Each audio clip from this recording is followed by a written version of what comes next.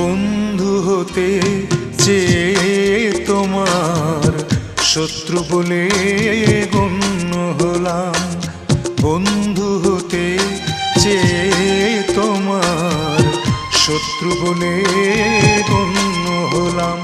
তবু একটা কিছু হয়েছি যে তাতেই আমি ধন্য হলাম। বন্ধু হতে চেয়ে তোমার শত্রু বলে